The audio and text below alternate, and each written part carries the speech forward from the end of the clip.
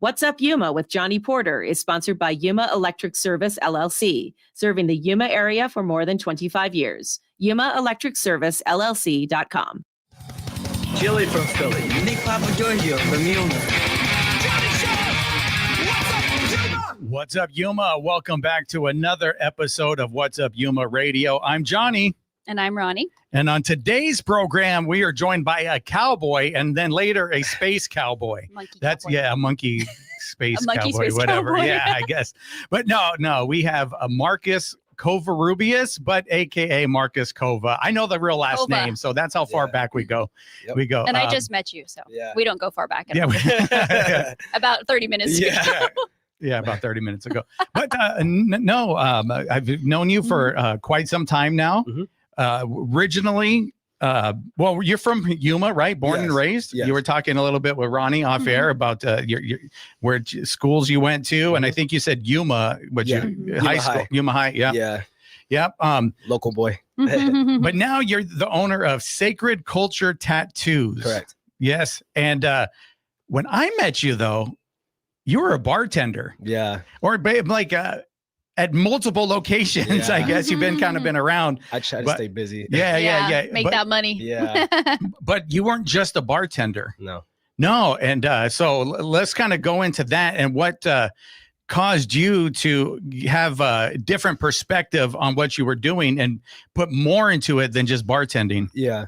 Well, when I was around that time, I was really involved with like my friends and everything. And then I got to be able to bartend where I could bartend for my friends and then be able to put more on a show more than just serve drinks. And like, it was funny because I'm this like chubby Mexican with tattoos. And just you're like flipping bottles. Yeah. Well, and then these girls are like super attractive, like, and getting all these tips. And I had to I was like, man, like, but I wanted to take it up and make my drinks to be perfect. And I wanted them to like come out with new ones. And then I wanted to like throw bottles and blow fire like they do in Vegas. Wow. You know, I went over there to Vegas and every time we would go, I'd have to stop there and watch them do their thing.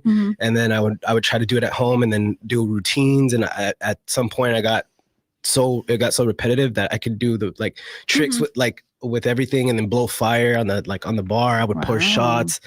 And they're like, damn, that little dude's doing it. Yeah. And it was just like, so it was pretty cool. What was your first job bartending? Do you remember your first one? I was actually, it was actually the Crest. The Crest. That was the first one. Top of the Crest. Back when Mark and his dad owned it, huh? Well, I was actually a bar back at also for like 2 years. I love that place. Yeah. And they never when Joe had it? Joe Corona. He rest in peace, Joe. I love that guy. That was me and my husband's date night spot. Oh, dude, I saw everybody and everybody's business. What they're doing. Yeah. So I was just like, I'm sure you see that a lot as a bartender. That you were there with her last week. Yeah. What's going I'm just on? like, hey, you. And they're just like, they give me the look like don't say anything. Hey, man. I'll tip you 20 if you be quiet. I was like, hey, dude.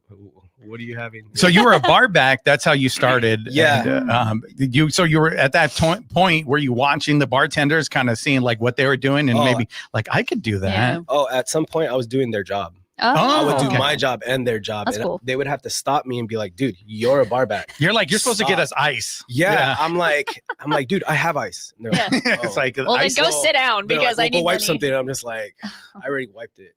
I'm walking away. They're just had the attitude. I wiped it. Yeah. You see these floors? No, but I was just really like, I really wanted it. I have like an addictive personality. So whatever I'm into, I'm like, you should go full speed. Yeah. So I would twirl water bottles and like for the weight.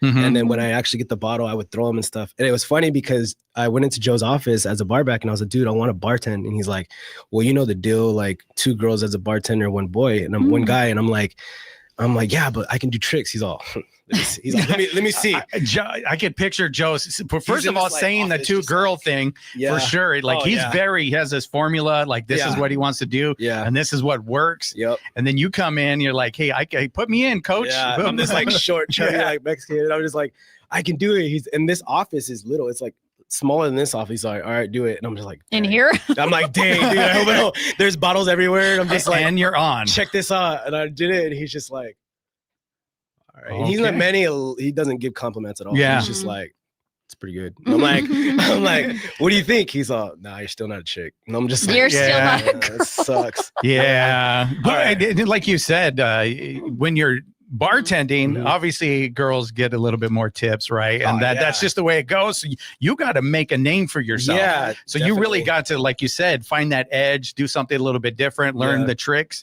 And so you just right into it, like while you have like a minute after everything's wiped down and the ice is over there, and you try it, or well, no, it's like whenever you're doing something, you get in this like repetitive movements and behind the bar where like you know where everything's at, so therefore you can fill in the blanks of everything. So instead of just like grabbing a glass and putting it here, I can grab a glass, throw it behind me, and catch it, and then put it down, grab ice, then I pour a drink, but I spin it and then I catch it and pour it, and then as I'm pouring it, then I use my other hand to throw a garnish in there. I put it in there, put a straw, and then I just hand it to them. They're just dude, like, you lost me at like toss behind the back. I'm like crash, like glass everywhere. I'm too clumsy. Like I know that. No, and then like because I worked at multiple bars, so like Thursdays it's Jimmy D's, like Wednesdays it's this, and so like I went over there and like I was like, hey, I'd love to bartend here on your busiest night, and so they'd be like, yeah, we'll try you out. And then next thing you know, it came out great because I can work with other people. Yeah. But we always share tips. So like I would always tell the people like, hey, like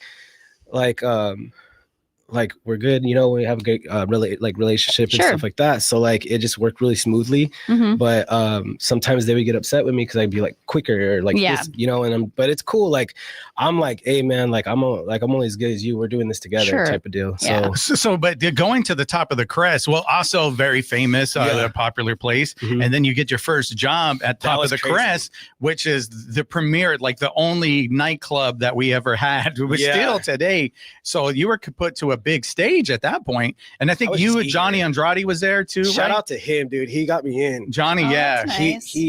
He got hired as the bar manager, and like I hit him up and I was like, hey man, if you have anything open, just kind of throwing it out there. And he's like, you know what? This other girl's gonna let you know like what's up if we have somebody. I'm like, all right, cool. And he hit me up that day. And they're like, can you come in at 10? I'm like, yes. Tonight? Yeah. Oh, heck yeah, And then like I got off, it was cool because I got off of work at 10. Yeah. And then I had to be there like right then, just hop right into it. But it was funny because when I got in there, it was so packed. There was like 3 rows deep of people. Wow. And like, so when you see that, do you just see money signs? No. I'd be like, ching, ching. Honestly, like. Or does it stress you out? No. Okay. I get in like you're concentrating so much on making drinks and doing things that you just space out and you're just in your make zone. The drink. And it's funny because like the way I envision it is like, when they see like a show, like a there's a stage and then like it's a back and the guy's about to walk on stage and then like there's a huge crowd. Yeah, that's what it feels like when you have such many people, because you're kind of you're out the there star. And you're performing as well. Because if you don't have the confidence to try to go out there and do that, but you're so important, like how else are they gonna drink? That's why they're there. Oh, they either love you or they hate you. My sister was a bartender, I think still is in Colorado, but she bartended here at Red's for a very long time, and she was just addicted to the money. Like it's so easy. But it is, but at the same time, like it's well, for me, it was never about like money because like it just was fun. It was a lot of fun, like seeing my friends and then going in, and then especially at Derailed. Yeah. So oh man, that was a goal. That's when it took off, right? Yeah. And then I tell people about the story of how I got Derailed as a client early on. There was nobody there originally. Like that place was dead. It was like trying to be a country bar. I love Mariah. She was trying to do her thing. But I said, I told the owner, Nate, I was like, hey, give it to me a couple of nights and let me turn it into something. And I want 10% of the bar. It was amazing, man. Like, and we did that. We did that. We got a whole cool team. We got Ashley Sims and shout out to her too, because she got me in there too. I ran into her and she's like, Cafecito Ashley. So and it was crazy because like you guys had such a good vibe and everything you guys all did your thing and it all worked out. So when I came in, it was kind of like Yeah, You know what I mean? you stepped right in and stepped up right to it, right? Yep. You know, you were able to come in and because everybody had their, like you said, their roles, like characters they played. I was the host, DJ Dort Vader, who used to be a photographer here at AWC. Yeah. Jared Dort, he was the DJ, and then you had the Sim sisters. Sometimes they would dress up. Yeah. But it became a whole thing because even with the flyers that we would do, you remember some of those cool flyers? We'd make some funny flyers and put those out there and bring some comedy to it, but it worked. And then we would pack that place out. It was crazy from Wednesday to Sunday. It would like max capacity every time. And it was like the same, not the same thing every time, but it was just, you don't want to like leave. You know what I mean? You're just party. Like and it's just like, hey, you gonna go tomorrow? It's like, yeah. And then like they come and it's just like, what year was this? I probably wasn't living here. Oh, geez. I don't know. Like you guys are stumped. You blacked out too much. Yeah. What's 2013 around there? 13, yeah, I wasn't living here. There. I can say I've never been to Derailed and I never went to the Crest. Well, it's the Element now. That's called the Element. Yeah. Oh, okay. I've never been. Or the Crest, but I hear the Crest is pretty. Like I never went there. But I mean, I did stop drinking a long time ago. Yeah. What was crazy is that like at the time when they first opened, the Crest was so packed, dude. And I remember the restrooms, they're like when you walk in, it's levels. Like the first level is like a DJ, and then it's like another DJ, and then on top it's another DJ. So like when you walk in, there's two restrooms, on one men's and one's women's, and like the line wrapped around the whole like just to go to the bathroom. But it was funny because the owner's son, who was also owner Mark, he was like, hey, he's all, dude, he's like, there's a porta potty downstairs. I'm not going to porta potty. No, he's like, it's brand new. Like no one's used it. It's brand new. So I would go, I was like, I gotta go. And well, because everybody's like, I have to leave, you know? So I go there, and then I was like, I walk in, I'm like, dang, nice. It's a luxury porta potty. I'm like, I would love to come in here and like, break or something. But when I was saying though, like when I first worked my first day, they threw me behind there, and Mark was like, all right, she got you. Bye. And he just leaves. And then like the girl looked at me like all dogging me, and she's like, because that's just money out of her pocket, you know? And I'm just like, oh, that's true. She's like, he goes, teach him how to do it. And he like walked away, and she's like, she turned around and she goes, this is this on the POS system. This is this, that. And I'm just like, dude. So I had to like stand there and like figure it out. And then she wouldn't really help you. No, she was running circles around me. But once I got, okay, I'm bringing this. All right, cool. I turned around and just busted it. And she's just like, oh wow, that was quick. Probably, she probably she didn't expect it, and she was just like that. I'm like, shoot, throw me to the wolves. You know what I'm saying? You know, and it is kind of cutthroat, like you said. It is. It could be cutthroat because you're competing for tips. Yep. You know, who could make the better drink, stuff like that. So who you're going to be, because people have their favorite bartenders. That's the way it works. You know, when you go, like you have your favorite, you're going to go to that person. And I'm really surprised about the girl thing, like the girl bartender, because I used to drink all the time. I wanted a male bartender, so like that's weird. You know, the thing is though, is that like, but guys buy the drinks. Yeah. I bought my own. I don't know. Yeah, I drink. But at the same time, they feel comfortable with the women around. You know what I mean? It's like, oh, yeah, that's true. She's got me, if anything. You know. Segue. There's a story. There was a girl-only bar that tried to open. It was a girl-only, and they closed down immediately because nobody bought drinks. Is that a joke? No, it's a dead serious. No, it's a real thing. Like they really tried to do it. No, it wasn't in here. No. There was like in New York or something. But they tried to do like a constant ladies' night, like only ladies, you know, to make the ladies feel careful. It was like, but the guys are paying. It's like, well, no, like where are the guys that pay for our drinks? They're not here, so they. Before we go to the break, I want to learn a little bit more about your tricks. Like, how did you teach yourself these things? Just watching video? Honestly, YouTube. And like blowing fire? That's crazy. So the tricks, I would like on my free time, I would just sit there at home when I'm not doing anything, and I would just practice one trick and just go in it, and then next thing you know, I'd do like a routine that I seen. Were you practicing with plastic?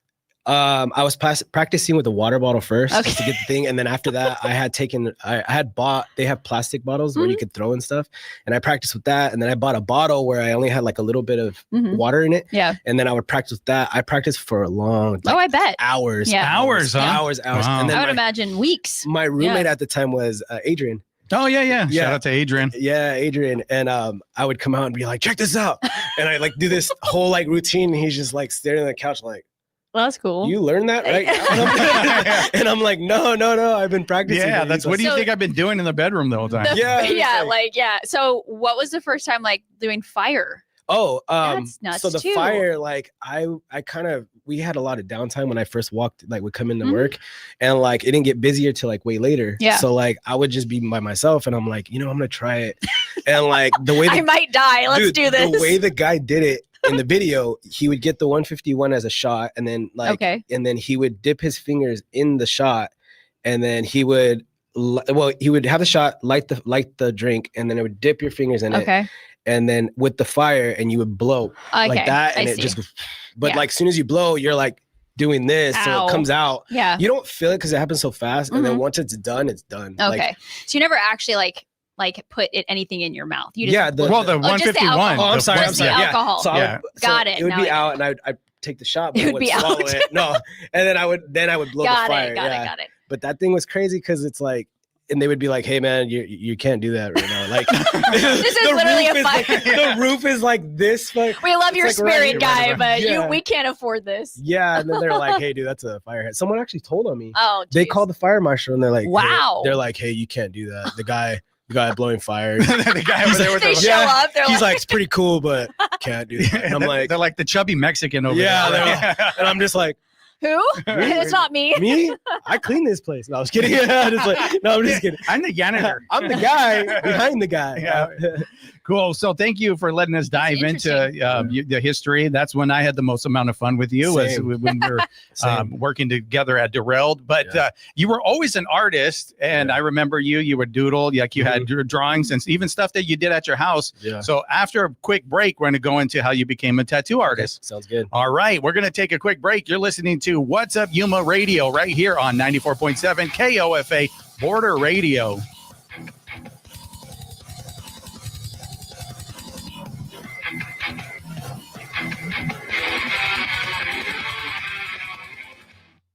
What's Up Yuma is sponsored by Yuma Electric Service, LLC, serving the Yuma area for more than 25 years. Specializing in residential and commercial wiring, services also include EV charging unit installs and solar-ready service panel upgrades.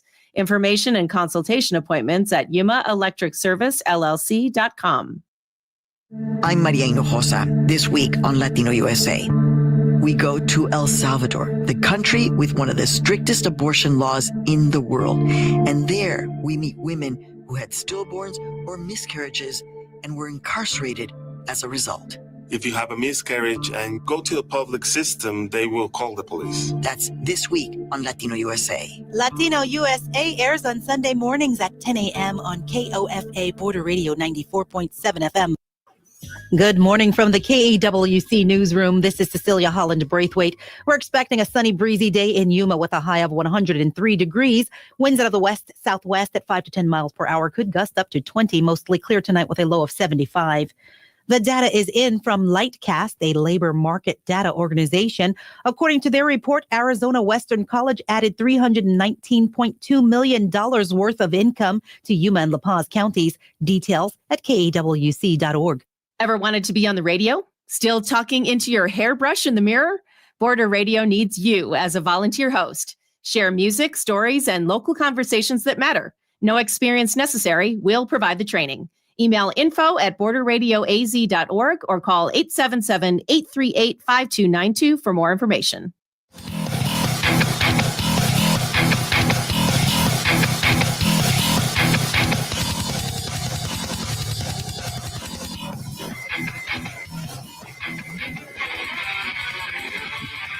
What's up, Yuma? Welcome back to What's Up Yuma Radio. We're here talking to Marcus Cova. We reminisced about the early days, and actually he said some kind things about me off air, so I just want to put that on the record, talking about when rare. I used to host. Yeah. No, but we did have a lot of fun. And I do remember you always had an artistic side, because also when we were doing the flyers, you would kind of like get involved in that too. Like we used to take our faces off of things and put them on other posters. Yep. Like I remember the Twilight one really specifically. Yep. Did you make that one? The Twilight one? I'm not sure. I think you did, but my favorite was your flyer, the one where it's like the American USA theme, I think it was. And he put you on a face with like sideburn. No, was it the vanilla ice one, or was there was? I don't know. There's been so many. Yeah. There was a funny one. And then we did all the Step Brother ones. Yeah. But my point was like you always had this creativity about you, and I think you were doing art in high school, right? Yeah, like the stuff maybe like graffiti style. It was funny because I was heavy into graffiti and loved it, and I actually was, to make money, I would do the art kids homework. So they would pay me, funny. and then they'd be like, "Oh, here's your work," and they're all right, cool. They come back, we got an A, and I'm just like, yeah, and like that. And I would hit up like my friends' rooms. Like I would go in there and they would allow me to like spray paint their room, like their name, and I would do that. Like, or businesses would be like, hey, we want this like graffiti, but I would always make it like legible and it just not too crazy or anything like that. Because some you can't read. I don't like tacky. Like I don't like just like destroying something. Like I liked, and it's crazy because that's how I got all like every medium that I've done plays into tattooing. What was crazy because like I got really involved with graffiti, and graffiti has a lot of colors and a lot of like the color wheel and matching colors, and like dark green into light green into reds and what complementing colors and stuff. And then I went to college in ASU. I took a few classes out there in charcoal. So it allowed me to like, I love that. Like black and gray. That's where black and gray came. Oh, there you go. Tones and stuff. And then I was just like, dang, that's crazy. And and then I got into painting, oil paints and everything like that, and then airbrushing. So by the time I reached like tattooing, I was already like, you had a lot of skill behind you. You got a lot under your belt. So then how did tattooing become a thing? Because Darrell, we had like about 3 years, good years over there. And then we stepped away from that. Was that like, okay, I need a transition, the bartending thing's not doing, like, how'd you get into tattooing? So like later, way later in a bartending, I kind of, it was always like an adrenaline for me, like, because when you get back there and you do your thing, but it got to the point to where like it was just a job. You know what I mean? And it's not the thing anymore. It wasn't fun anymore. Like the thing, every good thing has a bad, and then I already like kind of like my reputation was kind of like because like you meet a lot of people and you go party. You're in that scene town, and then like it got to the point to where I was just kind of like over it. You needed to change. But it was crazy because at that time my security was like, I was doing a lot of paintings, and it was funny because whenever I needed extra money, I would do a painting and sell it for like $300. Wow. And it would sell. So I'm like, oh, cool. But it sucks now because I'm like, dang, man, I wish I would have had that still. You know what I mean? That painting? The paintings, and I didn't know anything about prints or anything. So I was just like selling these. The originals. Yeah. So then so my security at the time was like, hey, man, like I saw your painting. That's cool. I was like, thanks, man. He's like, my wife tattoos. He's all, maybe she'd like you'd be an apprentice. I was like, dude, that'd be awesome. I never in a million years. In your lab. Yeah, never in a million years would have thought of tattooing until he said that. And I was like, yeah, that'd be cool. And then she's like, yeah, I'll show you your work. I'll show her your work and maybe she'll say something or might like it, So he showed her and she's like, yeah, that'd be great. I showed up to the shop the next day and she showed me everything. And I remember looking at like this wall full of supplies and I'm just like, I don't know what ink is. What ink is for what or what needle is for what. There's a bunch of colors, a bunch of needles. And I'm just like, and this is permanent on somebody. Yeah, and I'm just like, how do they do this? I don't even know what these numbers are. Well, we're all covered in tattoos here. We all love it. Everybody, Well, I want more. They're so expensive. Oh yeah, I know. It's crazy because like I come into here and there's so much like wires and things, and I don't know what anything is. Yeah, but you guys are so comfortable and so tech savvy. It's just second nature now. Yeah. Well, and it became the same thing with me with that. And you're a perfectionist too, like you said. You have to master something, right? So you're gonna go in there. You're gonna get familiar. You're gonna learn what's what and how to produce the best product. Well, I went in there and I immediately dropped like a bunch of money on like great stuff, like inks, quality supplies, my furniture, like the chair, like the toolbox. So did you moved into her shop? Is that where you started? It was her shop, but she ran it pretty much. Sure. But they were only in there like 2-3 days out of the week. So like but what sucked is as I was on my way in, she was on her way out. Like she was kind of just trying to stay home, and her husband got a job at YPG, and she's like, "Yep, I'm staying at home, mom. Now you need me, just message me." And I'm like, "Dude, you're supposed to teach me. What about me? You know?" But like, I remember buying all my stuff, and the guy came over and he goes, one of the artists there, and he's like, "Hey, he's like, dang, you got all the nice stuff." He's like, "You know how long it took me to get this stuff?" Oh. And I'm like, "You got to invest, man." Yeah. No, you do. know? You got to put money down to make it later. But what was crazy though is that like I had a little bubble. So when you walk in the shop, like you could tell like my stuff all matched and everything. I was being serious You're about organized. it. Yeah, and I dove so deep in it. And it's crazy because like I always say like tattooing kind of saved my life in a way. That's awesome. Because I quit like drinking, I quit going out, I quit. Oh wow, yeah. But imagine as a bartender, you're part of the party scene. How hard would it be to not? So my husband worked at Lutz forever, and he served drinks, and he doesn't drink, and that was always a bit of a challenge. You know, like but he still did it for like 10 years. Yeah. You know, but in the end, he was like, "This isn't where I should be anymore."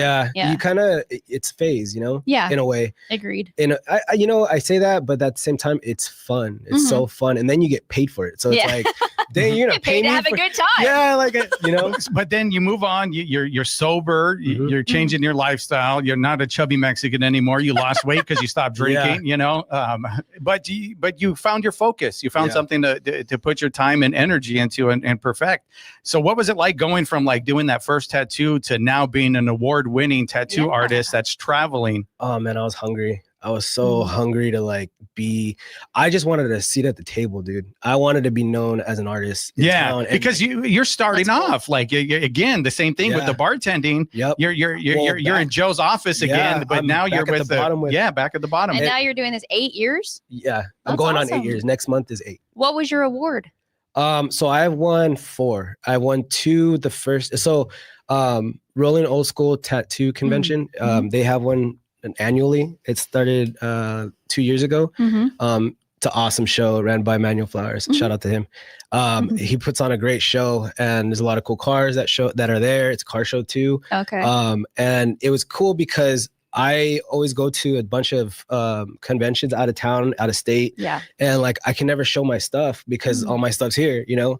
And I'd have to do a tattoo there to show my stuff to win something. And like sometimes it's not what I want to enter. Yeah. So when he put one here, I was able to actually show my tattoos. Yeah. Bring your portfolio. Yeah. And you know, the fact that everyone showed up and everyone displayed their work, and I was able to take home like I think the first year, because it's funny, everyone says I'm like they're like, "Oh, he's a color artist," and I'm like, "Nah, I'm everything, man." Yeah, you know. And then like I went out and won like a color best color portrait, the first one, best color realism. I won those 2, first and second, and then this last year I won best black and gray and best realism and best black and gray portrait. So the same, but in black and gray, which is a big deal because like people specialize in this stuff, like specialize in just black and gray. Or just portraits. And I don't, you know, the thing is, it's not, I don't want to be specialized in something. I want to. So you're trying to get it all. Yeah, that's a great mindset. Well-rounded, and how do I look? Someone coming in and wanting to throw $1,000 at you, and you're like, I don't do that. Oh, I don't do that. The guy down the street, he does. They'll never come back to you again or recommend you. Yeah, but it's not even just that though. It's a challenge. It's like it's like getting the colors just right. It's getting the capturing an image. Like, what if it's the memorial tattoo of like their son or someone or their uncle that passed away, and then you get that emotion just right to where they're just like they start crying. Because a lot of people have you done that? Like people start crying with that all the time. And like when I first did it, I was so like wrapped up into what I was doing that like I didn't like capture the moment of what was going on until like I was gonna like, oh shit, she's crying. Oh. I was like, oh no, she's crying. You know what I mean? And I'm just like, give me a hug. You know what I mean? Like, you know, and like I feel that, you know. Because I think people that don't have tattoos, they don't realize how important they are to the person. Like all of mine have meaning. Yeah. I've thought about them. They have meaning. Yep. I've got with the artist and we collaborated together.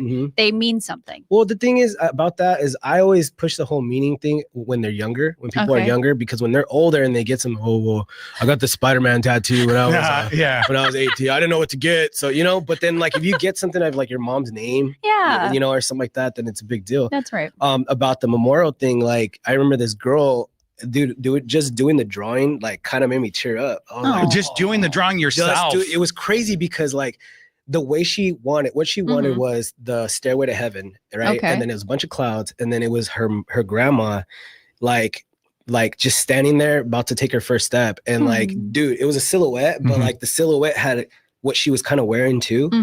Dude, it looked just like her, and I was just like, oh man, that's deep. Yeah. But it had a quote of what she told her something, and it signed her name, her actual name. So I was just like, I had to step back and be like, whoa, that's because you're in a very personal moment at that time, yeah, like very intimate. I'm trying to tell this story like on your skin that's gonna last forever. Yeah, and that's it's like, and I can't, but you know what's crazy is as an artist, I can't think that way. I have to think like, I'm gonna come in this and I'm gonna knock this out, you know, and like nothing's gonna stop me. All I'm thinking about my next this and that, and like I'm thinking of 50 things at once as I'm doing it, and like I'm in my own zone, you know. Yeah. So like, but they're like dying, you know. They're like, this hurts. This sucks, you know. I love when people are like, "Do tattoos hurt?" Yeah. Oh no, they're just like, "No, of course it hurts, but it's worth it." I say tolerable. So yes, that's exactly what it's manageable.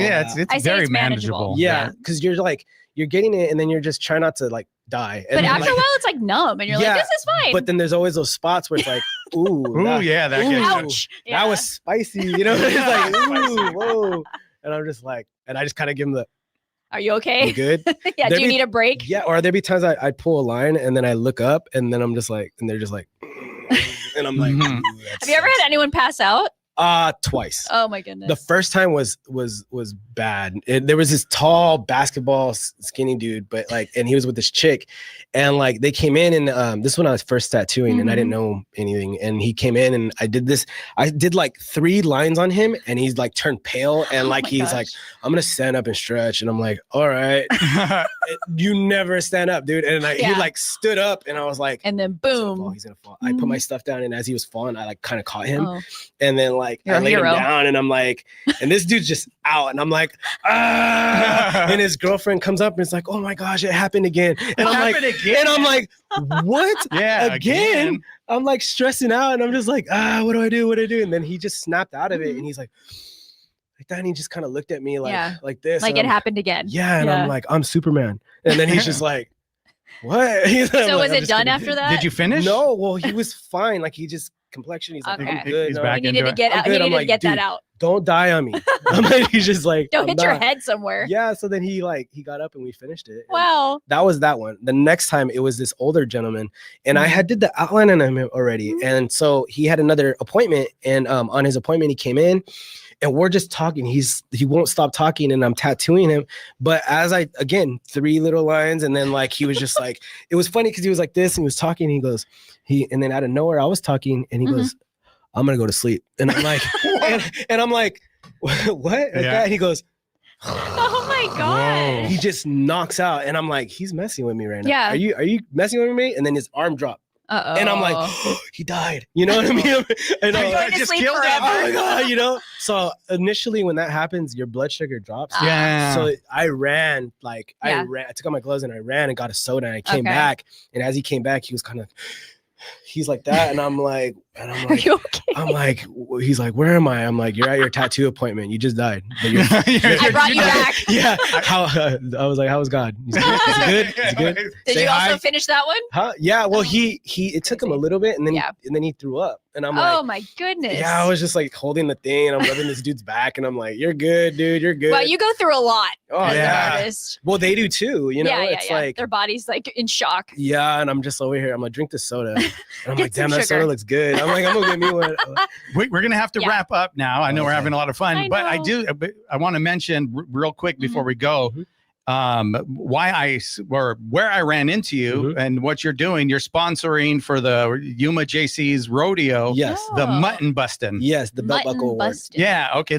What's it? It's the belt buckle award. Okay. Yeah. Okay. Explain to everybody real quick what that is before we go. It's where they have kids. I believe it's like 50 pounds and younger or something like that, and then they get on the sheep, and then whoever stays on longest gets a belt buckle. Wow. It's so funny. So funny. These kids go flying. Man, they just hang on for dear life. They're just like this. I need that buckle. Yeah, they don't know what's going on until halfway. They're just like, and then they fall, and they're just like. When is this? It's in January? January, February. January. Okay. Yeah. I just remember it's around Super Bowl. Yeah, Okay. something like that. January, Gotcha. probably February. Yeah. Super Bowl is February. Yeah, There you so go. February. Yeah. But I ran into you there because I'm going to be emceeing the rodeo parade. Yeah. Cool. And then I saw you haven't seen each other in some time. So I was Oh, like, hey, we got to man, get that him was- on the show and talk about I was so happy to see him. I was drinking a little bit too, so I was like, like Super excited. like seeing your like favorite cousin, and I'm like, man. hey, what's Thank up, you, man. I'm like, what are you doing here? Yeah, why are you here? What are you doing here? You know, and it came out of nowhere. I'm like, hey, you been here the whole time? Yeah, Yeah. I was in the front row. Yeah, Oh, I was okay. in the front. He I was a in the guest. front. Loser. No, I'm just kidding. I'm just No, playing. teacher's pet. So thank you so much for Yeah. being with us. No A lot of fun. Yes. Congratulations Thank on you all so your much. success and Thank all the awards you've won. You It's as really well. cool. Yeah, Yeah, appreciate it, man. For sure. And with that, we are going to take a break. You're listening to What's Up Yuma Radio. We'll be back with Space Jerky. Yes, Space Jerky. Yum. Made out of aliens, I think. I don't know. All right. Moon rocks. 94.7 KOFA Border Radio. What's Up Yuma is sponsored by Sunrise Cleaning, serving the Yuma area's residential and commercial cleaning needs. Sunrise exclusively uses eco-friendly cleaning products and provides specialty services such as solar panel, carpet, and RV cleaning. More information and appointment booking at sunrisecleaningaz.com.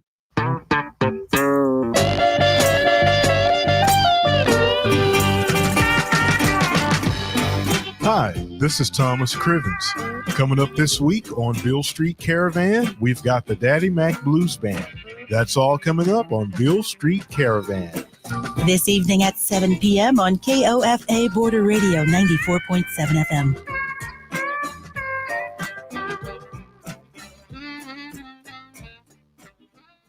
I'm Elias Alvarez from the KAWC Student Newsroom. As artificial intelligence continues to evolve, many institutions and jobs are incorporating it into daily life. Arizona Western College is giving students, faculty, and staff a chance to explore AI through a new partnership with Google. The program includes 1 year of free access to tools like Gemini, Notebook LM, and VO, plus certifications and micro-credentials students can add to their resume. Rutika Duan, CEO of AWC Entrepreneurial College, says the goal is to prepare students for the future and to show them how to use AI responsibly. I do want that people understand the pros and cons for every technology, but having this AI tools and training, they will understand the bigger picture of AI. What is happening? What is the machine learning look like? What are the tools students need to learn? This will help them to be one step ahead in their job. Signups close October 6th. And after the free year, accounts renew automatically unless canceled. From the KAWC Student Newsroom, I'm Elias Alvarez. Blood services provider Vitalant is hosting blood drives at Yuma locations on an ongoing basis. Daily personal emergencies and ongoing medical needs of thousands of patients require a constant and ready blood supply. Donations of all blood types, especially O, are needed. Locations, dates, and appointments at donors.vitalant.org. Arizona Western College will host a Katrinas and Katrines competition starting at 3 on October 30th in the breezeway of the 3C building on AWC's Yuma campus. Whether competing in attire or simply admiring the artistry, this celebration of Mexican tradition is open to everyone. Complete information is under events at azwestern.edu. K-pop fans, let's take a little trip into the future, shall we? Join me this Saturday at 1 p.m. to hear from fifth-generation K-pop artists. We're going to hear from groups who have debuted since 2023. Groups like To Us, Boy Next Door, Baby Monster. So, if you want to hear what the future of K-pop sounds like, join me for the K-pop for Border 5th Generation show this week on Cova Border Radio, streaming on web and the KAWC Border app on Saturdays at 1 p.m. Monster Mash, a Halloween party benefiting Hospice of Yuma, will take place on October 31st at the Hilton Pivot Point Center. The event will include dancing, a raffle, appetizers, and contests with prizes. Details, tickets, and sponsorship information is available by calling 928-343-2222.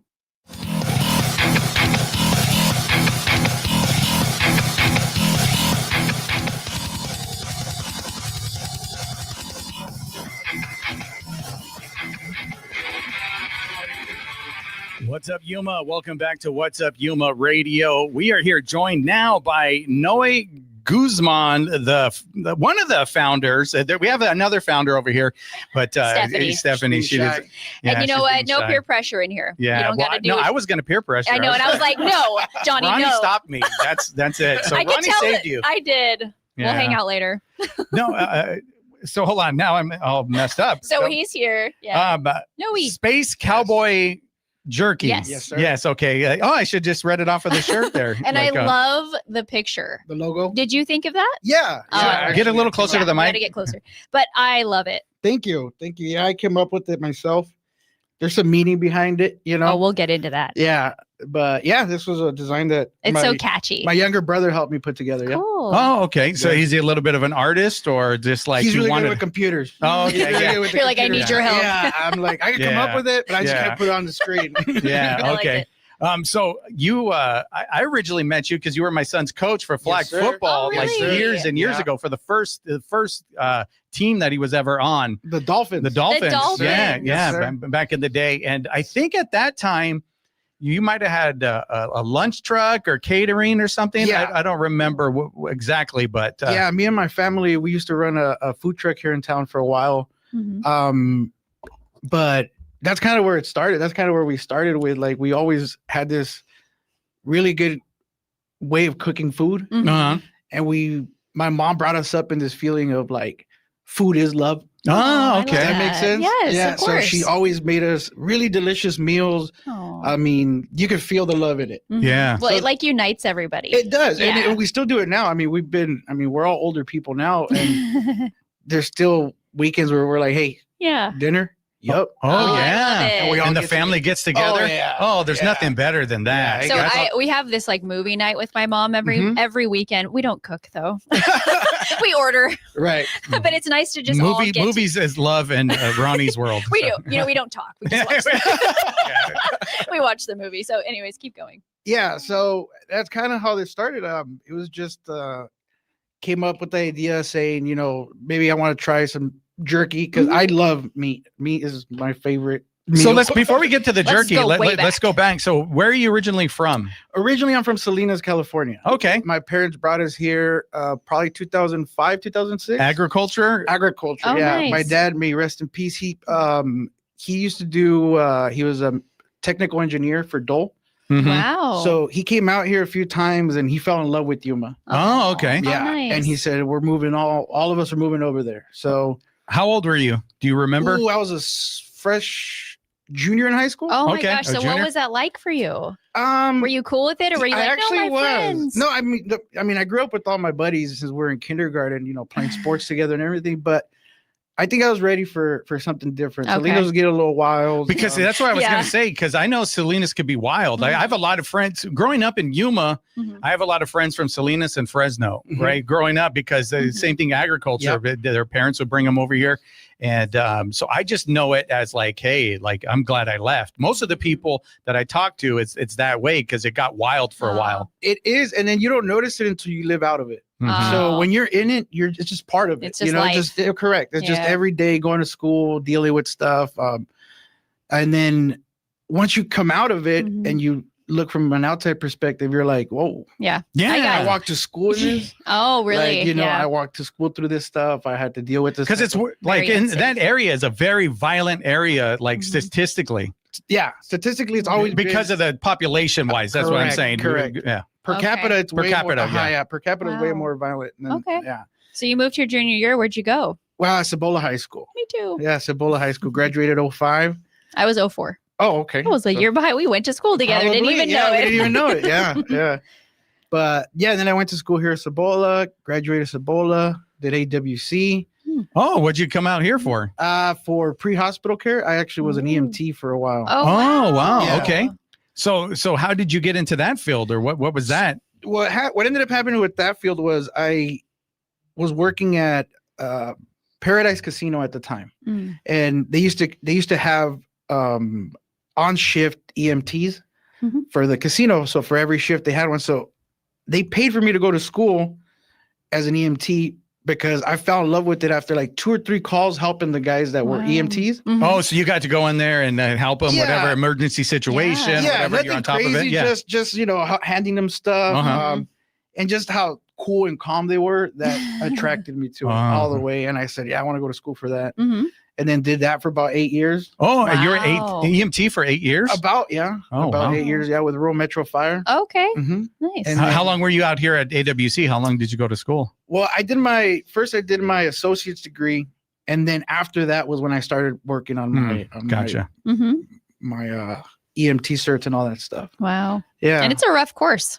It's a lot. You have to really enjoy it because there's a lot of terminology that you're just like medical. You're like, what is that bone? I don't know. It sounded like gibberish at first, and I was like, I'm not gonna get this. And then one day it just clicked. Yeah, I was like, oh, I understand this kind of. Oh, so you got to help people for 8 years. Yeah, Neat. that was definitely one of the probably one of the jobs that you never knew what was happening. Like you never knew what was coming. Okay. You never knew what was coming. It was we could be having dinner and then all of a sudden, let's go. You gotta roll. They kept you on your toes. For sure. Kept you on your toes. Okay, so we're going to take a quick break. Okay. Dive into your history of the past, and we're going to find out how you go from being an EMT to creating jerky. We already know that food is love, and you know how to cook, but we're going to find out how the jerky came to be. You're listening to What's Up Yuma Radio right here on 94.7 KOFA Border Radio.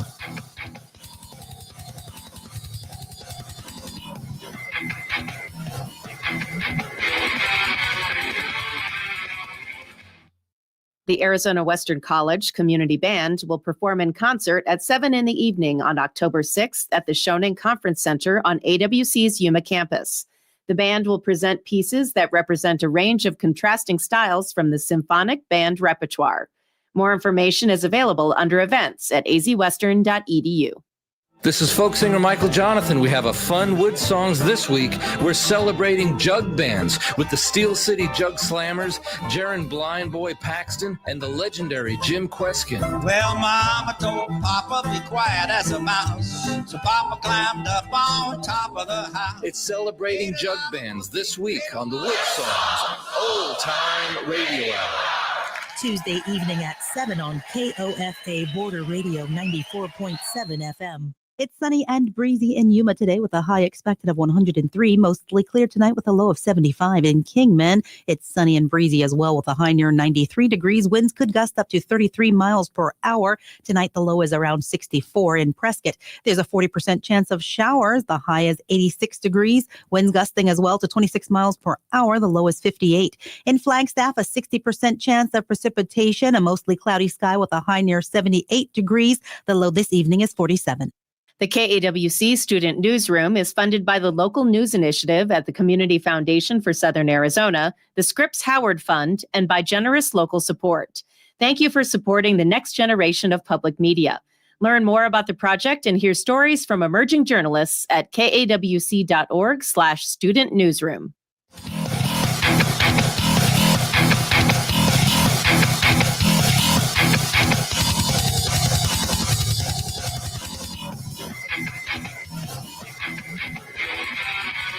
What's up, Yuma? Welcome back to What's Up Yuma Radio. We were talking to Noe, and we found out he was an EMT for some time, and that's why he's doing so good on this show, because he's calm under pressure. Exactly. We're like, you're a natural. Yeah, absolutely. He's like, I'm so nervous. We can't even tell. No, you can't tell at all. You're doing great.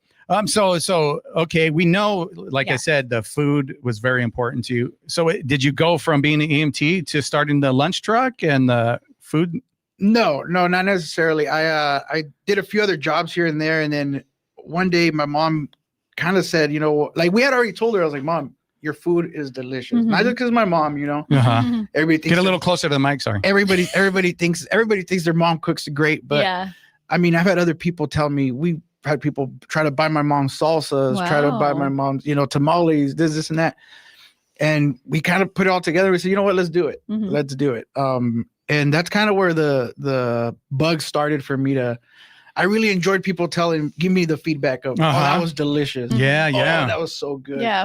Oh, what did you put in it? Like that started the fire in me to kind of, well, let's see what else I can make. Okay. Mm-hmm. So are you and mom cooking together at a point, or is it like at one point? Yes. Yeah. So at one you point, and your me mom, I would help her cook. She would prep a lot of the stuff, and then I would finish it off in the truck. Mm-hmm. Oh, okay. Yeah. Cool. And then, so you knew like her recipes and stuff, or no, because my mom's not a good writer down a recipe. Oh, That's like my mom. I'm like, how am I ever going to recreate this? She won't tell me. No, it's just that's it. Yeah, that's it. Just kind of stick her finger and taste it, and then. Yeah. So, but yeah, everybody helped out at the house with the truck, with the cleaning, the maintenance and everything. Unfortunately, we all had other stuff going on, and we really couldn't, focus all our attention on it. Mm-hmm. So we had to let it go. But then, how long did you have it for? I want to say like a year. A year? Like a year, yeah. And then where would you go park? Yeah. We would park out there by the date, by 9.5 feet. Is that what it is? No, sorry. Date pack? By date pack over there in that area. Yeah. What was the truck called? La Papa Grill. Oh. Yeah, so what was food truck life like? Oh, it was fun. I enjoyed it. I got to do out at Hidden Shores. We got to do an event. Fed a couple hundred people. Wow. It was fun. I like that cooking pressure. Like I enjoy people that. lined up. Like it's like let's go fast. Yeah, I enjoy that. I really do. I love cooking. I've always loved cooking. And then the area that you parked in, ag area, right? Yes. Because there's a lot of the coolers over there where they get the food, they process it, right? So you're back into it. Did you get a good line? You get a good support? Like, because I know when they come out, they're hungry and they want food. Yeah, we would sell out most of the time by noon, 1. We were done with our food. Cool. Yeah. Mm-hmm. Yeah. So that lasted a year. About a year. And then what happened? And then after that, I started working with Quick Refrigeration. Mm-hmm. Yeah, I've been doing their duct cleanings for about 2 years now.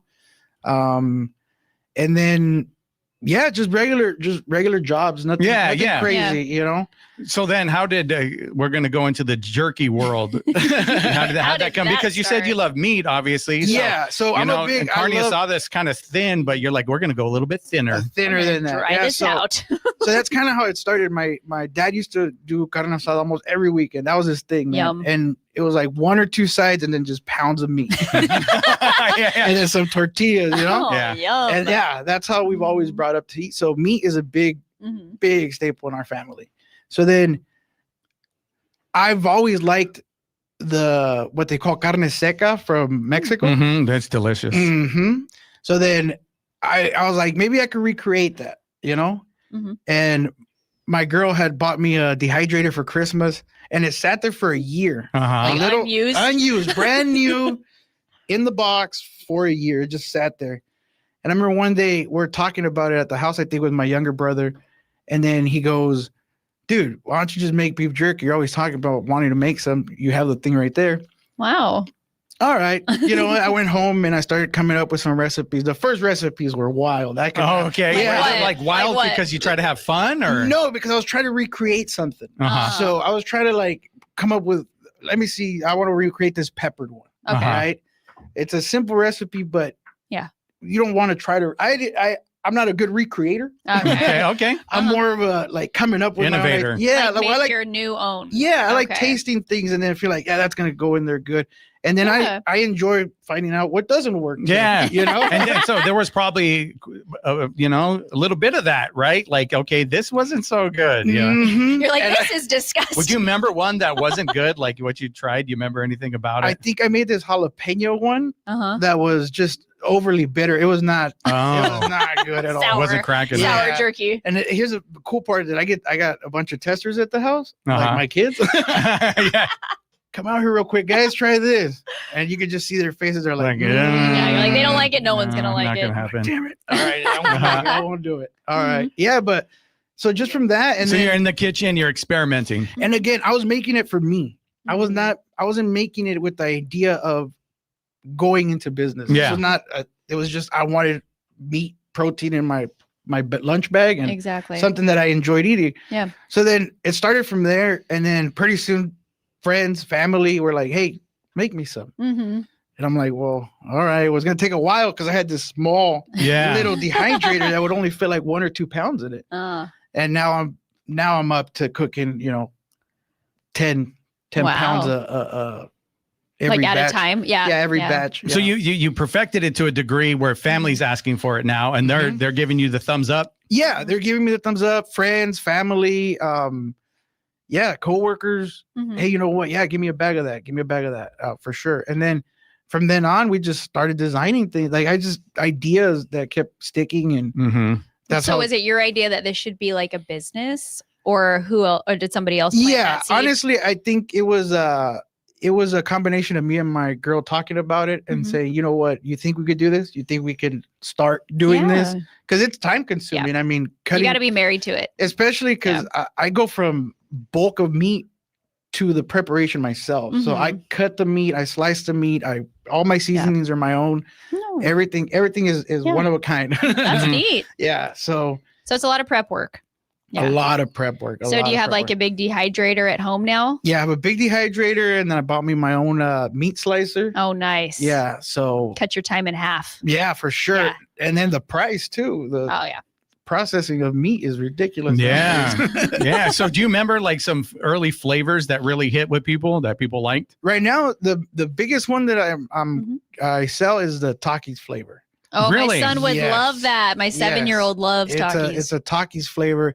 So the Taki flavor is about what you're going to get from the store, but underneath the meat has my own seasonings too. Oh, okay. So it kind of adds to it. Yeah. So you can't get sued. Yeah. Well, basically, you can't switch it up. You're like, it's not the same. It's not the same. That's I promise. But yeah, so Takis number one. Takis number one, and then I have the OG flavor, which is, I call it the original, which is the one I invented for me. Okay, yeah. Aww. So then, what is it? That's like a chili lime. A chili lime. A chili lime, and then I have another one. It's a sweet and spicy, and that's also, I mean, the name says it for itself. The sweet and spicy. Then I have another one. This was a pretty cool one because after everything put together, it came out. It was supposed to taste like mango habanero. That was the idea in my head, right? But then when we tasted it, it tasted like tacos, like a taco. Okay. Yeah. Wow. So then I had told her, I said, I'm not like a fan of this flavor. And yeah. she goes, well, let try it. Let's see what happens. Yeah. People went crazy. So people like the taco one. Yes. They like tacos. Yeah, they like tacos. Well, people like tacos. So, I do. And they said, yeah, man, keep making that other one that you made, the taco one. And I was like, oh, all right. Well, let's do I thought it was horrible, but okay. You know, and that's it. That's interesting. Like, you know, it's because it's experimenting. It's a little bit of science, and there's lack of better word, ingredients or chemicals that are in there that interact with other chemicals, and that's create a different flavor. That's exactly what happened. And that's what happened. And now you got tacos. Especially in like the weird dehydration process. Like you don't know what's combining. Yeah. So let's talk about the logo real fast. So the logo and the name. The name, Space Cowboy. First of all, it's Cowboy Jerky. What we're selling. Okay. So it's basically carne seca. Yeah. Mm-hmm. Yeah. Okay. So it's a drier type of jerky, and Space Cowboy. I like to consider myself a space, like an astronaut type of thing. Like I'm always in the clouds. Oh, your head in the clouds. Okay. Yeah. Like I'm always dreaming and dreaming. Yeah. And I think we're all monkeys at the end. So okay. That's part of it. That's it all put together, and there it is. Space Cowboy Monkey. Yeah. Now it makes total sense. Yeah. I'm still confused, but no, we all come from monkeys and our heads. No, I love space. it. The logo, it looks great. It's super catchy. Yeah, the logo looks great. So thank you so much for being with us today. I appreciate you. Any flavors in the future you're going to try before we go? We're trying to remake that jalapeno, the sweet jalapeno. Oh, you're going to try to get that. Yeah. Oh, okay. Yeah, because the flavor profiles are there. I just got to figure out how to marry them together. And how do people find you? I'm on Instagram, nice. Space Cowboy Jerky, and they can go on there and just put look orders. For the monkey. Look for the monkey. The monkey in the spacesuit. We're also out of Old West Java. We sell out of Old West Java, and then also out of Howdy. You do? We had her on. Yeah. She's out of super Howdy. sweet. We're there now too. Yeah. Awesome. Well, congratulations. So, congrats on that. That's really cool. And if you perfect that jalapeno one, I'm going to want to try it. So for sure. We're really wanting some today. Yeah, we have some back here for you guys. We're going to try it on air. Awesome. I love you guys even more now. Me too. Yay. Yeah, we brought some for you guys. Thank you. Thank you so much. I really appreciate it. Yeah. Thank you guys. And with that, What's Up Yuma Radio is a production of KAWC. We broadcast from the studios in the Matador Activity Center at Arizona Western College in Yuma. We want to thank our engineer, Talon Gonzalez, along with Cecilia, Anthony Arnales, and Dave Reek. And you can find out more about KOFA at borderradioaz.org and on the Cova app. Stay tuned for Cova's Midday Music, today featuring a playlist in honor of the legendary drummer for Led Zeppelin, John Bonham. And you did say the last name right. Yeah, that's pretty good. My husband would be proud. Tomorrow's program, we're going to have Coach Linz, a.k.a. Lindsay Martin. She's a little bit of a rising social media star. And David Adler, who has balloons and also part of the symphony, correct? That's right.